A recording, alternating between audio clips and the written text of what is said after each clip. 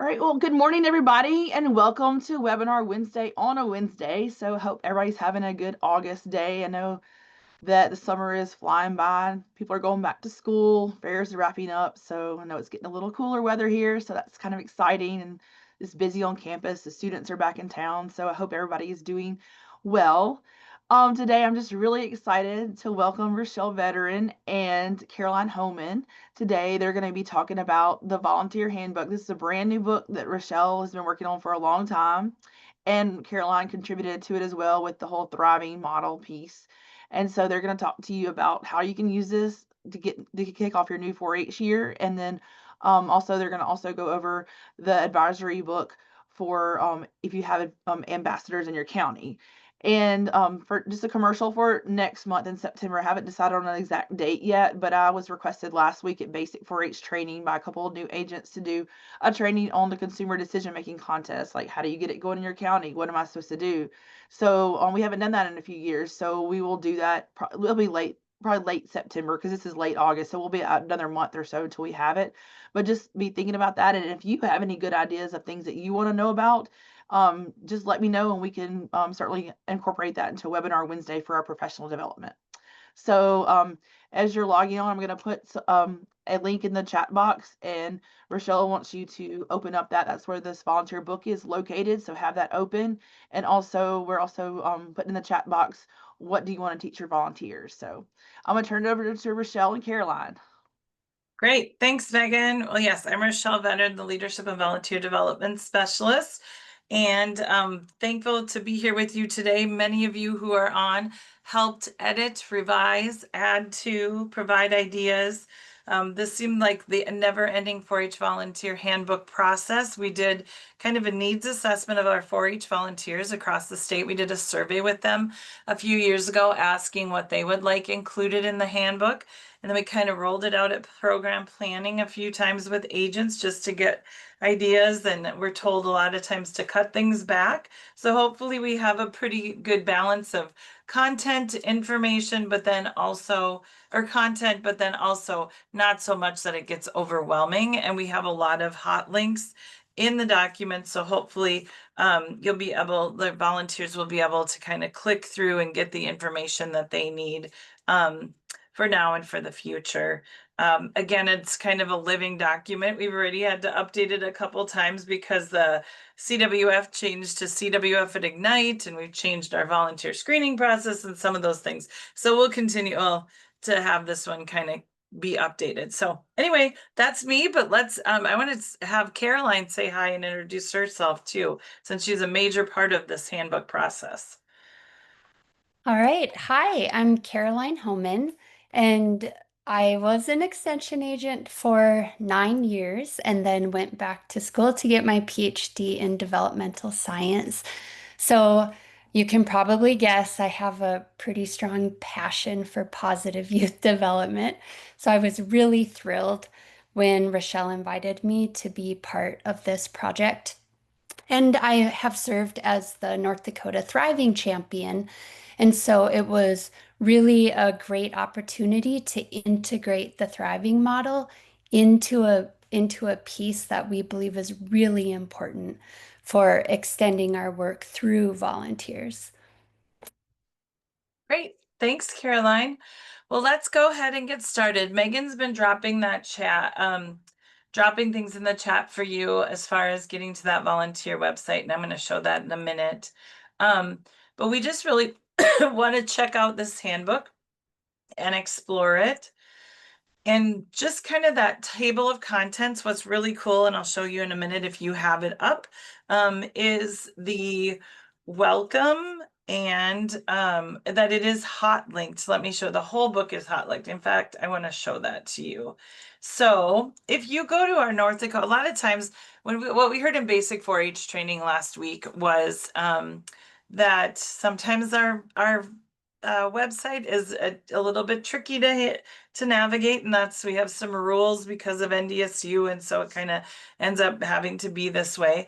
But if you go to our general 4-H website in North Dakota and then scroll down to this section where it says 4-H Google Drive member and volunteer resources. And my understanding is we had to create it this way because we in 4-H are kind of unique compared to other departments and things as far as really needing more storage space for documents, thus the Google Drive. So once you get here, there are all sorts of resources, but if you scroll way down, you'll click on volunteers. And we have really tried, Ada's been wonderful, our web manager, but really trying to help us build out a page where we can keep a lot of those general resources. So the volunteer handbook, and again, Megan's been dropping the link directly to this this site. This, if you click here, it's hot linked and you can actually get to that volunteer handbook. And once you scroll down to the handbook, and again, you can download this too for use, but it is hot linked, which is great. So you can go and go to the different sections. If you just want to know about leadership opportunities for 4-H volunteers, it will take you right there. And so that's why it's really nice that it is, if you use it in the virtual sense, although I know a lot of you have talked about printing it out for your volunteers when you get started too, but you might just want to mention that to them. And then just on this website, also, there's those lunch and learn opportunities, project training resources for the future and past things, impact study, the volunteer impact study, the data for what we are North Dakota data for that study we just completed last year. The advisor handbook. So we're going to check out that one in a little bit for county ambassador advisors. Then there's the Gen Z research or presentations and generational diversity. But today we're really going to focus on that volunteer handbook. So don't forget about that website because it's a great resource. This one also leads to 4-H Easy, that community club information. That's kind of a good support system and online training for your volunteers related, club specific related. So get back to my PowerPoint here. Just want you to know those are all located in one spot. So kind of a one spot or stop shop. So table of contents wise, and we're going to kind of have you explore this yourself, but we really wanted to focus on how 4-H works. That thriving model Caroline's going to walk you through what 4-H is, what makes it unique compared to other positive youth development organizations, different ways, and you're going to look through these things too, different ways we deliver 4-H in North Dakota, opportunities for youth, starting a club, the basic components of that, and I'm going to have you kind of look through those club meetings and officers. Just a summary with links to the great new materials that have been developed. Not the full, all of those resources compiled in the handbook because we're keeping it short, but links to get to those handbooks or get to the guides for those officers, different people in 4-H, how you partner effectively, leadership opportunities for volunteers. That's one thing you as agents told us you really wanted, was a list of other things that volunteers can do beyond just being a 4-H club leader, and some other things like troubleshooting and problem solving, resources and references. So we're going to kind of walk through that piece. And again, this was a collaborative project. So with that, I'm going to turn it over to, oh, sorry, go ahead. Monica's saying, can you add the link to the new volunteer training modules to the volunteer resource page?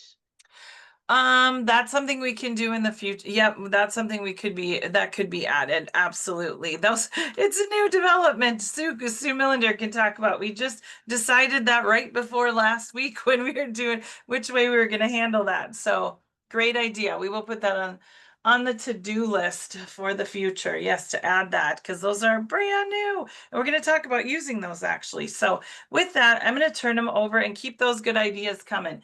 With that, I'm going to turn this over to Caroline, because in the spirit of 4-H, one of those things that we don't want to lose is really this positive youth development piece. So Caroline's going to talk about that.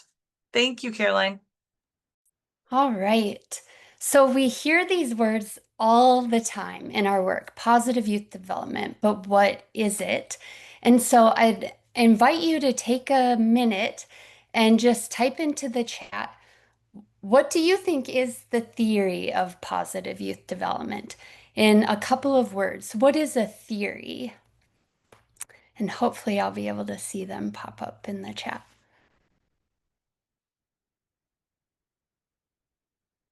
When you hear these words, what comes to mind?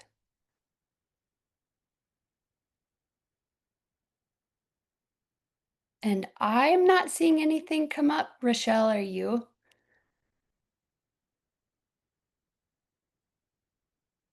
Not yet. I'm looking at the, oh, I'm just seeing Okay, some good. now. Oh, thank you, Sarah. Something you think to be true. That is a great start. So, Rochelle, I'll have you do the first click. I forgot when I animated, I wouldn't be in charge of this, but Just keep yes, telling me. it's really a theory is really a framework. It's a framework to help us understand why things happen and how things happen. And yes, it is hard to sum up in a few words. Um, because it's a really big thing. But a framework is also a really amazing tool.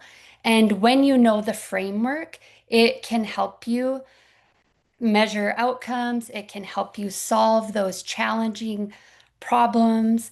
And I remember when I was getting trained as a therapist, one of my professors always said, let the theory guide you. And it was the best advice I ever got because when I was in the therapy room and I didn't know how to deal with a specific problem, like, I didn't have specific training in schizophrenia or encopresis or something. I always went back to the theory and thought, what would the theory tell me to do? So we'll go to the next click.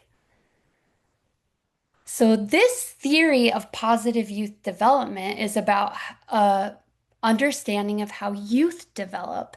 And the theory is that youth develop based on the interaction that they have with the world around them, the context that surrounds them. And so this is very much a dynamic process. Youth influence their environment and they're influenced by their environment. And that brings us to our emphasis, which is our next click. So the emphasis is that every youth has potential. And our goal when we work from this framework is we believe that we can help support them reach their maximum potential. So this isn't just we want every youth to be okay or we're so glad they don't have a lot of problems. This is about how do we help a young person really meet their optimal development. And that is what 4-H is rooted in, is this theory of positive youth development. And it's really underscored by these youth adult partnerships that we talk about all of the time. So I'll have you go to the next slide, Rochelle. And um, so what we know is that if positive youth development theory guides our work in 4-H, then we're operating out of certain things. So next click. Then we have three goals. Our goals are to promote optimal growth, to foster youth's hope, and facilitate their agency. And really, what agency is, their ability to make decisions and choices for themselves, to influence the world around them. And we design our activities in ways that allow youth to explore their interests or sparks and build skills and experience leadership. And they only can do this when we intentionally design these things to happen.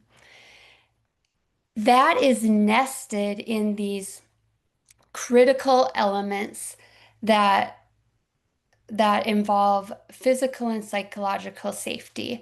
So this context is the context that surround them appropriately structured. What that means is we would provide more guidance to a younger youth than we would an older youth. We'd give them a little bit more freedom. That's a developmentally appropriate structure. We have supportive relationships. So we're really focusing on building rapport, getting to know who that child is as an individual, what they care about, And we want to make sure they feel like they belong in our program.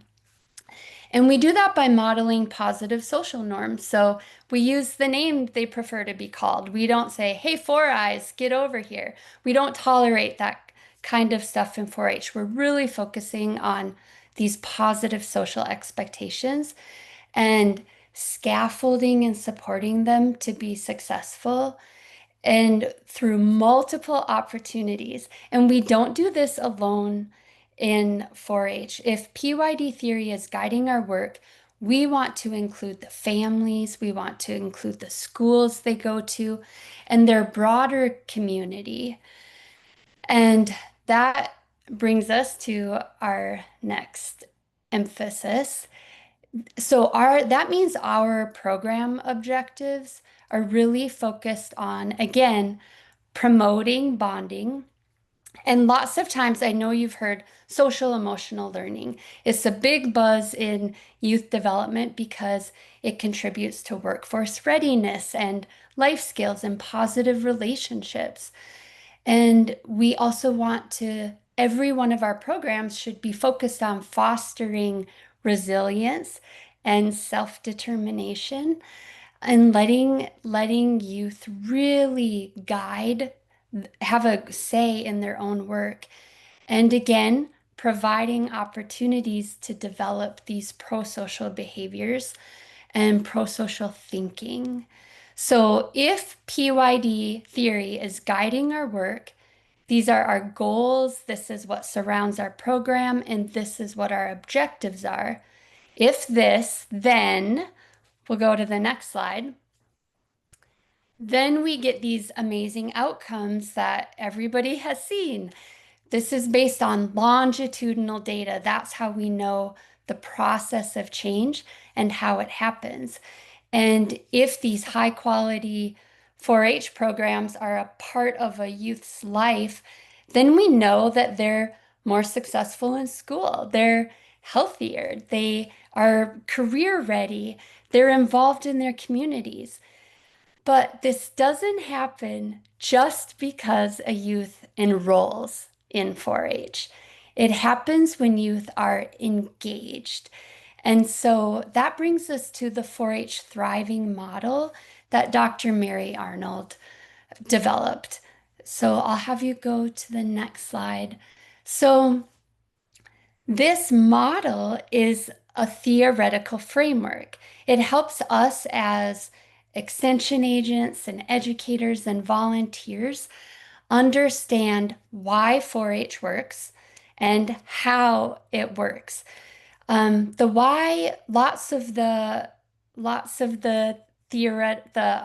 other models like essential elements and the 5 Cs, those are all part of positive youth development. This model is not replacing them. It's saying those models lots of times tell us why 4-H happens. What Dr. Arnold wanted to do is really help us understand how. How does 4-H happen? And how do we get from that soil on the ground up to the petals of the flower?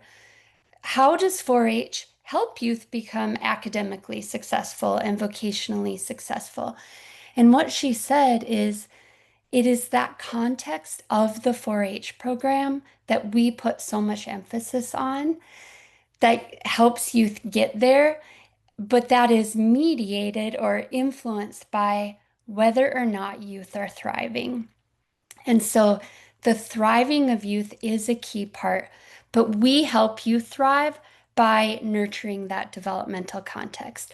So I just wanted to really quickly go through what that means, boots on the ground, the developmental context. So we'll go to the next slide. It starts with youth. We do not have a positive youth development program if we don't have youth, right? And the previous models of development were that youth are these empty vessels and we have to fill them with knowledge. And they're full of angst and turmoil. Positive youth development says no.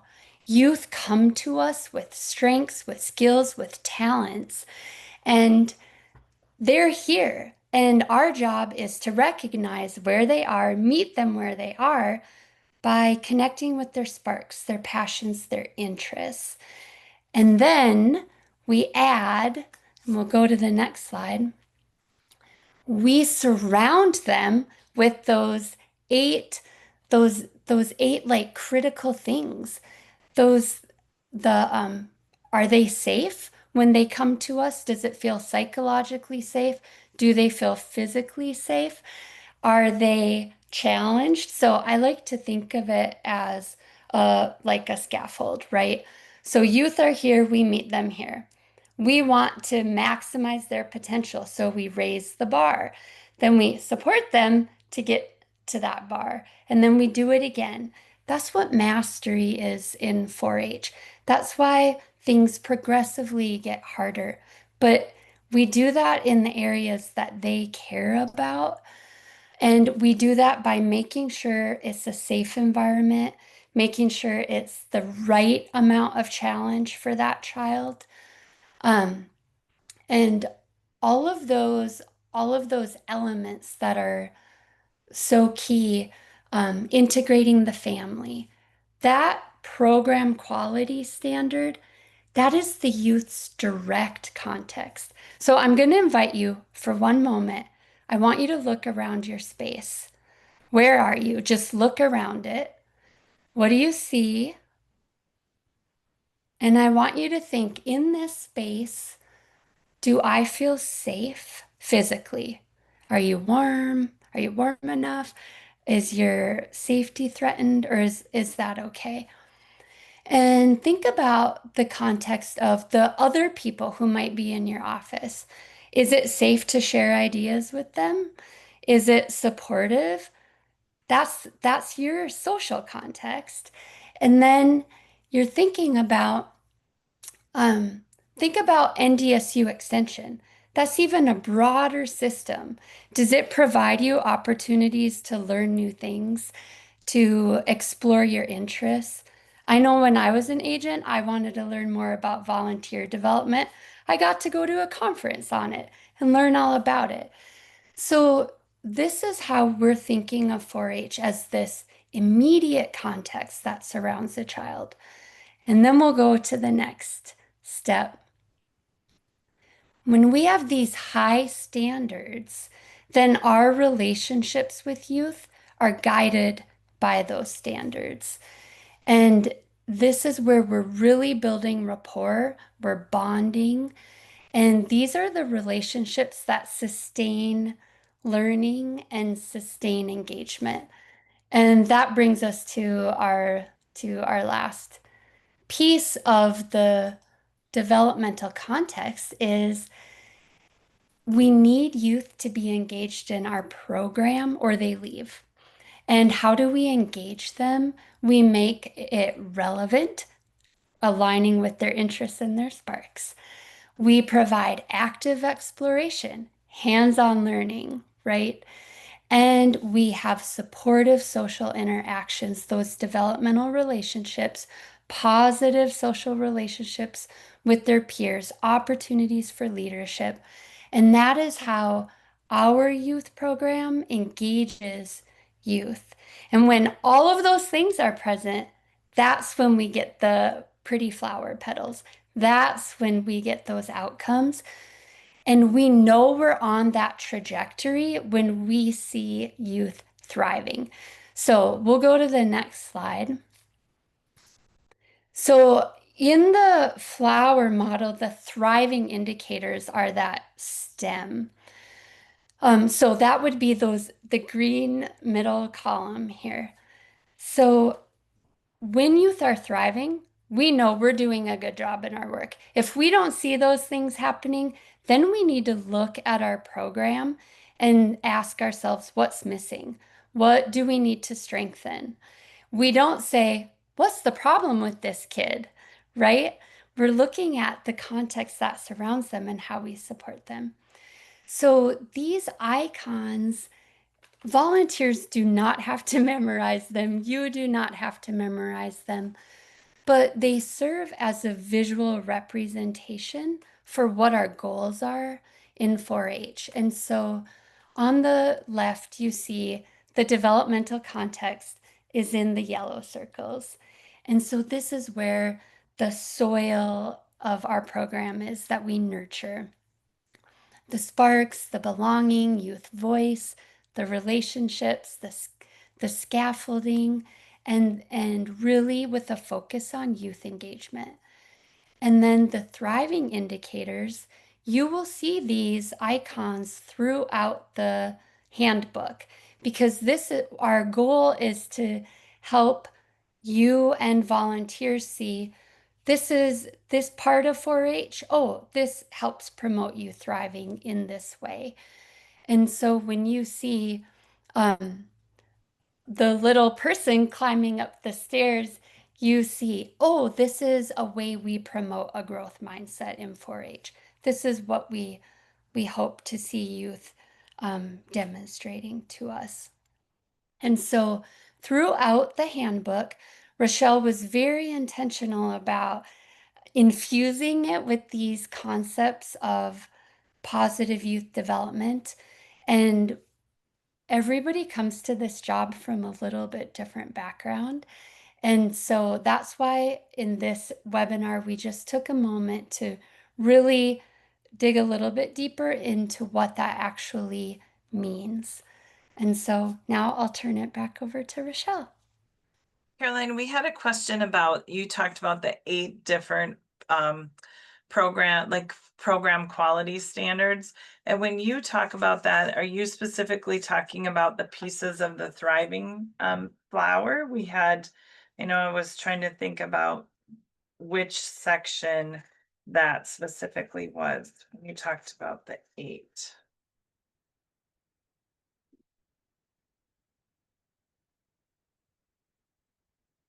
Oh, I think you're muted, Caroline. Sorry. So those 8 principles on that slide, do you want to go to that slide, Rochelle? I Yep. think number 5.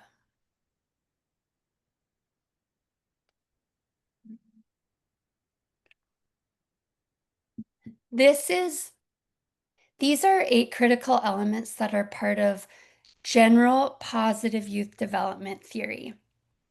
It's not specifically on the flower model because the flower model, those elements are part of that developmental context. Megan will probably be able to help me tell you where this is better, but we have all of these great principles through the Thrive Network that tell you how to build belonging, like they're handouts that say what transcendent awareness is, and then how do you nurture transcendent awareness. And these are those elements that are integrated into the how we do it. So does that make sense? Yes. Okay. And maybe while we're going through things, Megan, maybe we can later drop in the thriving, just the link to the general resources for extension professionals too. Yeah. All right. Thank you, Caroline. Great questions out there too. Please continue to ask those. So I'm going to zip through these quick. And thank you, Caroline. So we're going to do a scavenger hunt here in the middle at first, but so Megan and Caroline are our 4-H thriving champions, and we're just excited because over the years they've brought back that great information for us. And one of the goals with North Dakota 4-H and actually across the country is to really have that language infused into all the work we do. And that started with rolling it out to extension professionals over the years.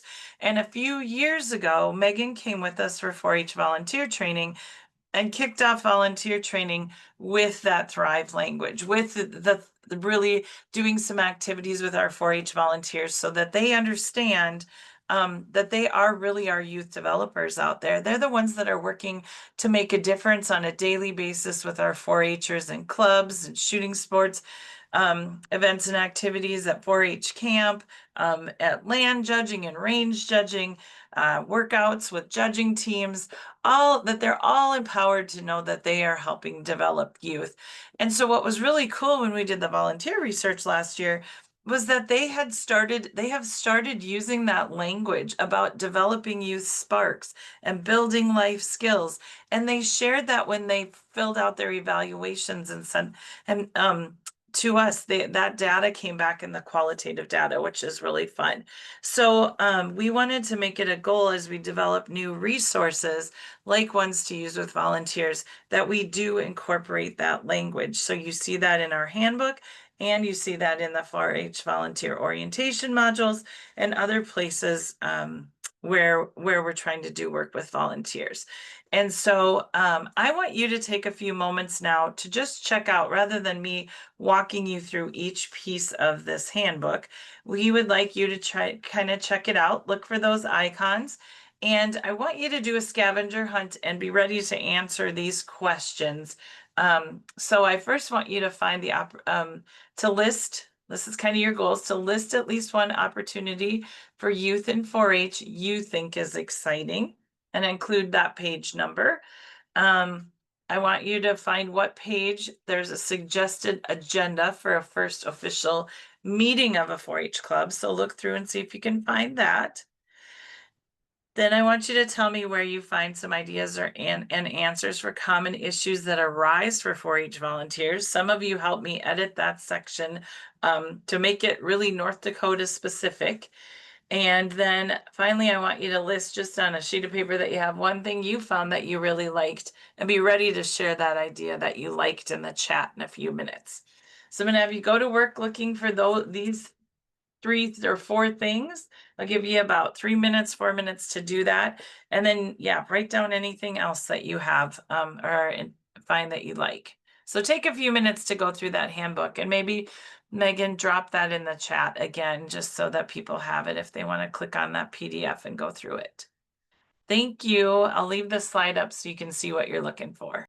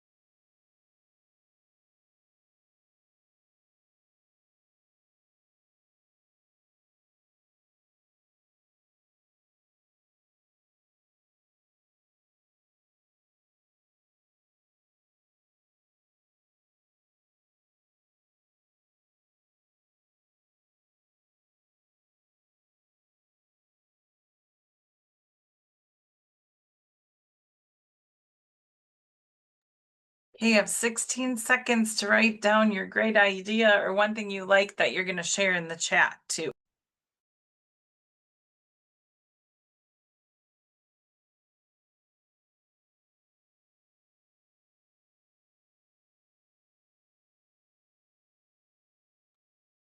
Okay, time's up. Hopefully you've had a chance to kind of look through the handbook a little bit, check it out. Can anyone tell me or put in the chat, list that one opportunity for youth that you think is exciting? So type one thing you think as you looked at those. And if you know that page number, they start on page 8. Okay, Danielle said page 9, that's STEM challenge. And Margot specifically helped me write those pieces up related to that, kind of tweak those for now. Communication arts, yay, the quiz bowl, great ones. Consumer decision making, Megan, yes, you would list that, of course, whoop whoop. Great, Sarah too. Project Expo, well, I can't say enough about that, and Samantha's helped judge that over the years. That is sure a good one, and Margot's in charge of that one. Yes, those state level contests. Any interest in a 4-H project? Yes, absolutely. And there's so many. There's a project that meets the needs of those youth sparks. I mean, if a 4-H'er is interested in something, it's there for them. So land judging, yes. Agronomy, the land judging, rain judging. I thought they are in here somewhere under judging teams. Maybe I had the animal science people look at these. But that might be something that needs to be added in. I know we talked about that for the 4-H modules too. Again, I had them kind of, our groups look at them to do this, but that might be something we need to add in, or those pieces. I had our ag folks, some of them review those, but good point. We need to probably get those added in there too. So we'll have to make a list of those pieces to add those opportunities. Great, good catch. Okay, what other things? Those look good. How about number 2? On what page can you find a suggested agenda for the first official meeting of a 4-H club? Did you find those? Page 13. Yes, we definitely want to just we wanted some guidance just about, again, just a quick, and there's more materials in the 4-H club resources, but volunteers said they just wanted some quick ideas for that, and those are located on page 13. There's also, if you'll notice, the parliamentary procedure question gets asked a lot. There was a team that worked on a parliamentary procedure POW tune that's linked on our site. That's really good. So please check that out. That's hot linked.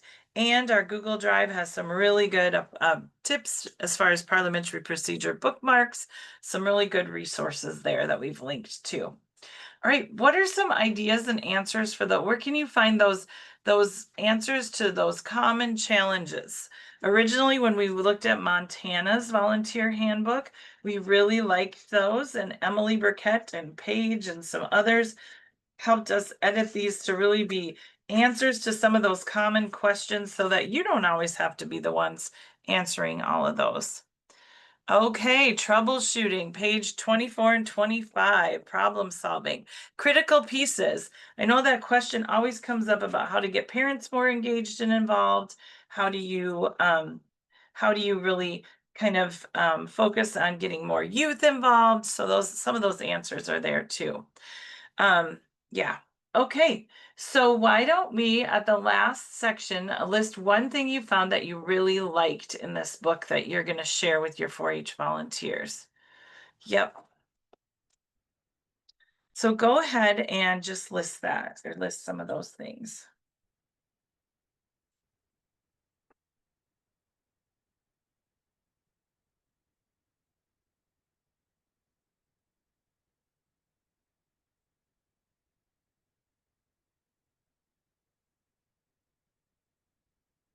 Great. Thank you.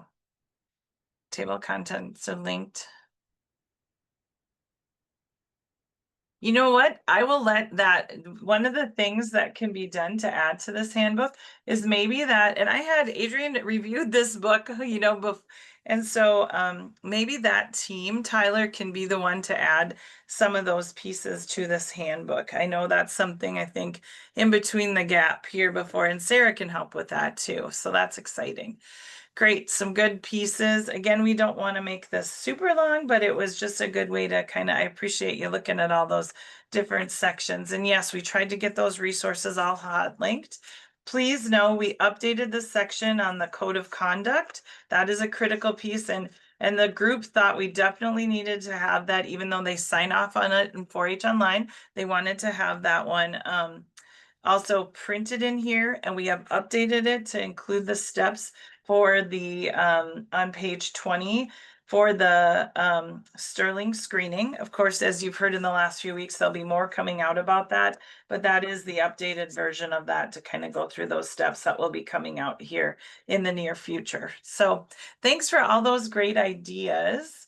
One thing we just, again, you kind of highlighted, whereas all of these resources and references are hot linked. So again, when you get into that handbook, they can click in and find a lot of those different materials. And then of course we gave credit for where we found some of these good ideas. And as Caroline mentioned, the thriving piece, this article right here by Mary Arnold really walks you through some great things related to that.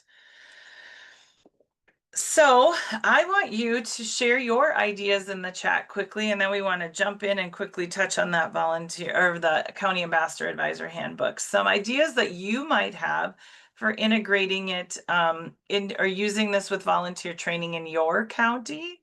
And again, this handbook does pair and support those 4-H volunteer orientation modules. And we had that webinar last week. I just reshared that Zoom link and some of those materials again this morning.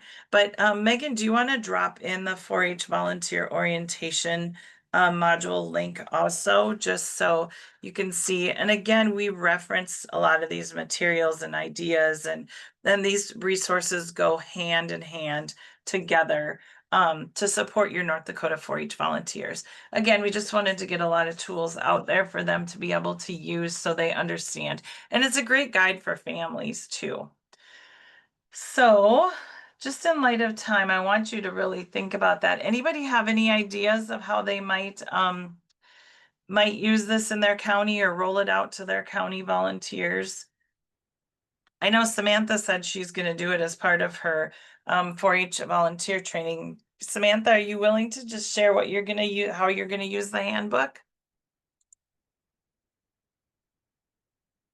I'm just calling her out right away. So we actually used it for, we have 4-H Leaders Council on Monday. We did. And we actually created tubs like Sue created in Barnes County. So we created tubs for all of their year, everything that they would need possibly for the year. And we included I know it's kind of blurry, but like a hard copy binded for them just to put in the tote so that they can have access to it. Great, thank you. So you're kind of pulling all of those different pieces together. So again, Sue talked about that you put it in the club kit, and I like having it as a hard copy and then still having it sent out so it can be hot linked too. So perfect.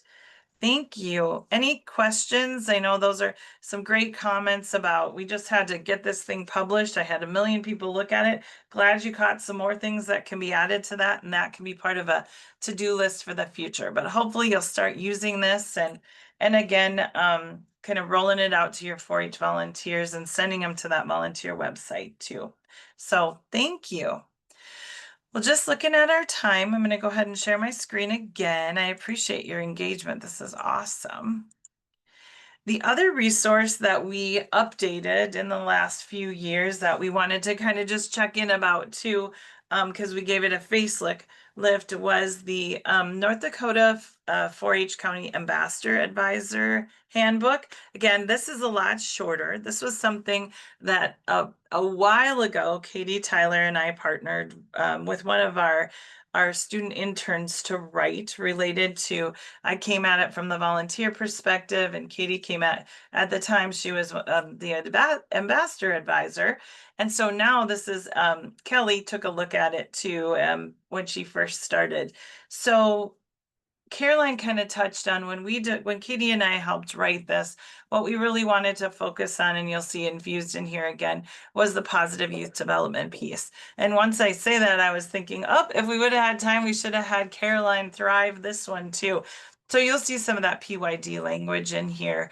Again, really focused on even the quote that's on the front cover that Richard Lerner, who conducted that research that Caroline shared, really talked about our focus when working with county ambassadors and state ambassadors, that our teens are not problems to be fixed, but resources to be developed. And you truly can see that in our both county ambassadors and our 4-H ambassadors across the state, that they are resources. Yesterday, as we were selecting National Congress and Conference delegates, we had Adeline Groven, who's one of our awesome 4-H ambassadors. She helped select those delegates and was a full partner with us as we did that yesterday, because she is really she was a former conference delegate and did an excellent job and has been engaged since she went. So we like to say in North Dakota 4-H that it's youth led as 4-H ambassadors at your county level and adult guided.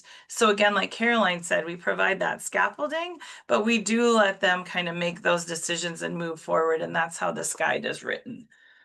So part of the Beyond Ready initiative moving forward with 4-H is really making sure we've talked, and Leanne, you've heard Leanne talk a lot about, and Kelly, retaining those older 4-H youth. So part of the way to do that is to have an active county ambassador advisor program, or a county ambassador program. So we hope you will think about recruiting a couple people to be your county ambassador advisors. Again, Kelly was talking about this last week in basic 4-H training. You do not need to be the ones that are the advisors of this group. This is a chance for you to recruit maybe some of those young former 4-Hers that are back in your county after going to college. And maybe pair them with a more seasoned one, have 3 or 4 advisors. You can kind of make it look the way that you want to, but get them engaged in giving back. And Emily Howe, she talks about Gen Zs, and a lot of Gen Zs are not having children until their 30s or late 20s. So it's a chance to kind of get them engaged in helping you with the 4-H program. And so we've just kind of built a table of contents that includes some pieces, both that they need to understand as a county ambassador advisor, but then also what they need to be thinking about as they run that group. So again, I want you to go on that website, and I have another little scavenger hunt, or I want you to just take the next couple minutes. I'm going to give you about 2 minutes, 3 minutes to look through this ambassador handbook. And what I did discover before you even tell me this is one of the links, because we're just changing the screening process, goes to the old volunteers screening process. And again, that will all be changed. That link should be fine because there'll just be new resources in that Google Drive. But go ahead and kind of take a look and look at maybe one topic advisors should cover during orientation of their ambassadors. Where you might find that sample meeting agenda to get your county ambassador advisor or ambassador group kicked off that they can use. Where can they find the hot link to the chaperone information that we have online? And again, just be ready to share one thing you found that you really liked. So Megan, if you want to you've got that in there again, we can drop, again, just go back to that volunteer site, scroll down, and you will find that ambassador advisor guide. So take a couple minutes to look through this handbook and check it out and see what you think. And be ready to share one idea with us. One thing you like.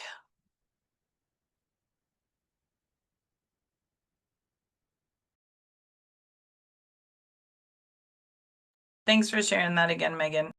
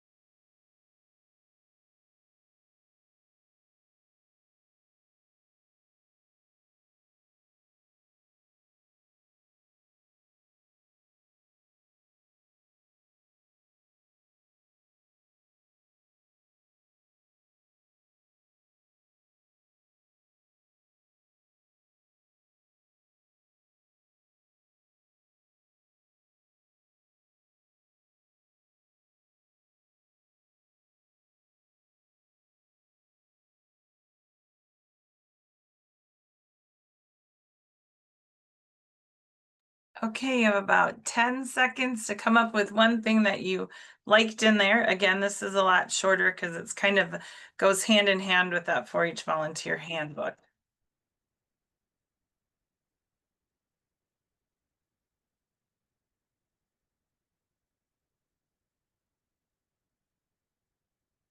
Great. So if you want to take one thing, I know there isn't as much in this one, but maybe type out something in the chat that you liked or a page that you thought would be helpful. Again, with this guide, when we first rolled it out, people asked, we had it longer, and our extension agents said they'd like to have it shorter and just include hot links, which good, bad, and whatever. We've got different opinions about that here because you have to keep everything up to date. But I know I like page 9 as far as promoting opportunities for teen 4-H members. Some of those are good, and obviously the role of the ambassadors, Kelly said on page 8. So if there's some of those, you can type those in the chat if you'd like to.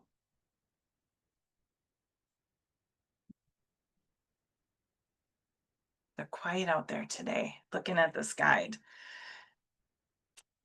So let's take a minute and just share your ideas. If you think about how you might use this in your county, what ideas you have, that those of you that have county ambassadors or are thinking about it, are there ways that you've found those advisors or that you're thinking about looking for them?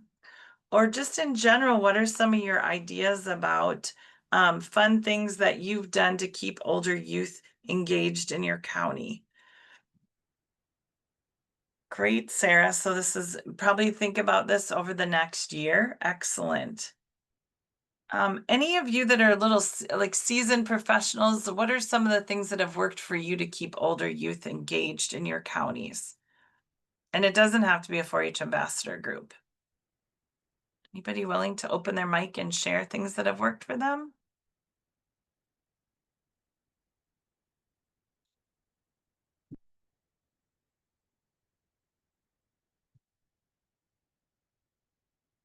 Great, Scott.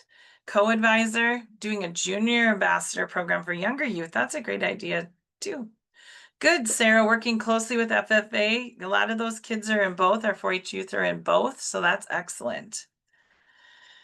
Good, Katie, that's our goal. That's what we're hoping, that I know Kelly is going to be providing strong leadership in that area of, I know it's our state 4-H ambassadors goal really to kind of build those county ambassador programs, because again, they're those feeder systems. And again, thinking about from a volunteer perspective, who do you choose? Again, just who do you choose as I know a million years ago when I was involved in 4-H, part of the reason I joined our county ambassador program, or we were called junior leaders at the time, was specifically one, because I liked the advisors. They were younger and fun, and we did a lot of fun activities. But two, it gave me a chance to get to know other kids from across our county. It was, and I see that even with my kids when they were in 4-H, was the same thing. They might be in one club, but they wanted to get to know the kids from another club, and this really built a safe space for them to be able to do that. So glad to hear it. Anything you all want to share about what's worked for you?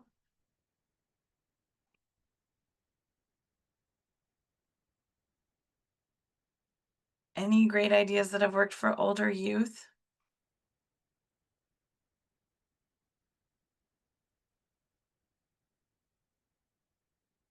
Well, if not, one thing I want you to remember from one of the advisors I listened to or learned from was that don't always expect these older youth to be mentors all the time.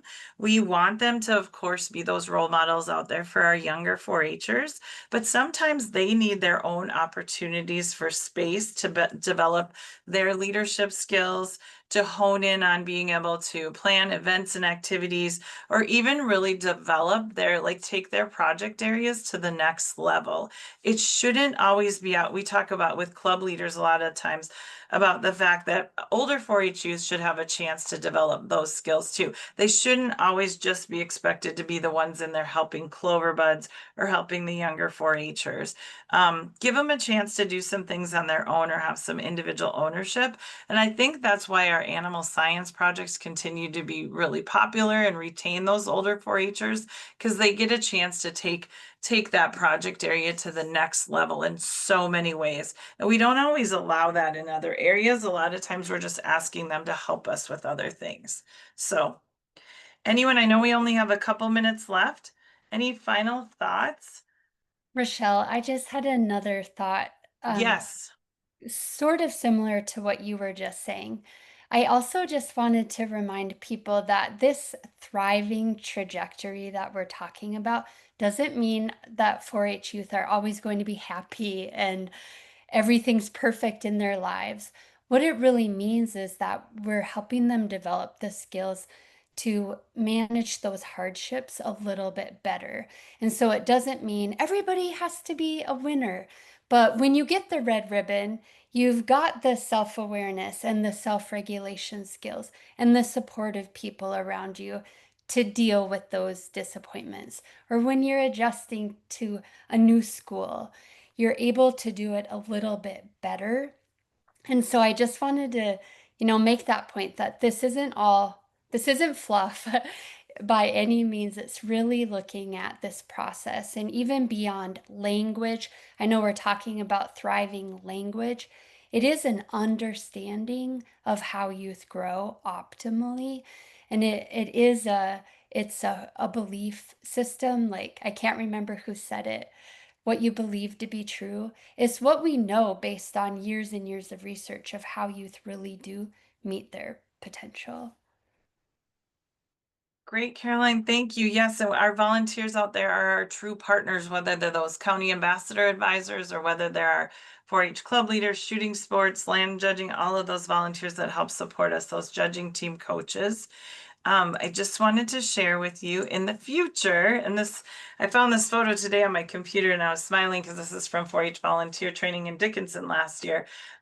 Just wanted to let you know, Caroline is still a PhD candidate. So if you have questions for her, that after this Zoom, you can definitely reach out to her. We also have a great state 4-H office crew. Carla works a lot with older 4-H youth in the camping setting. And she's with Congress and Conference too. Kelly is obviously our 4-H ambassador advisor and is really leading that youth leadership component. Margot has experience, Megan with the thriving piece, Sam, and Sarah and Leanne. So as we move forward, you have resources here that can really help you keep those older youth engaged. And as we move forward with the Beyond Ready initiative, that one is one key component that Leanne will really be talking about is that older youth retention. That's something we talked about at 4-H spring training last year. And that's something that we're going to continue to focus on. So hopefully these are some resources that will help you do that. With that, I'll turn it over to Megan because I know we're right at time here. Thank you so much, Rochelle and Caroline, for going over these resources. I know that they'll be great assets for as we start a new 4-H year with our volunteers and our clubs. So thanks for doing that. And I hope everybody will use these. And if you need help or forget what they are, just reach out to one of us and we will definitely help you out with that. And don't forget, commercial for our next webinar Wednesday. We'll have it at the end of September on consumer decision making contest, just the logistics of setting that up. Have one in your county and how to train a team for that, since that has not been done in a little while. So, and I just want to thank Rochelle for all her time here with 4-H. And so I know her time here is winding down, and so she's done an amazing job, been a great colleague to me, and I know to all of you. So just want to thank her for everything that she has done, and she's going to be missed around here. So thank you, Rochelle, and thanks for doing this webinar for us. And Yeah, thanks to all of you for everything. As far as working with wonderful people like you have made my career easy. I've learned so much from all of you, and I appreciate all the kind messages from you these last few weeks. And yeah, Friday will be my last day, and I was telling Megan I'm freaking out because I'm the binder queen and I still have a lot to clean out here. I've just had all sorts of things going on to kind of wrap up. So I hope to see you in the future. My goal is to maybe do some full-time faculty, some teaching. We'll just kind of see what happens in the future, and have someone else take a run at this great volunteer development work in the future, hopefully. So thanks to all of you. And again, good luck. I hope you'll carry this message of working with our wonderful 4-H volunteers forward. I know we have a great team in our office to do that. So thanks, Megan. thanks. And she's quick to say she's not retiring, just moving on to a different adventure. And so anyway, thanks, Rochelle. And thank you, everybody. I hope you have a great rest of your day. Bye.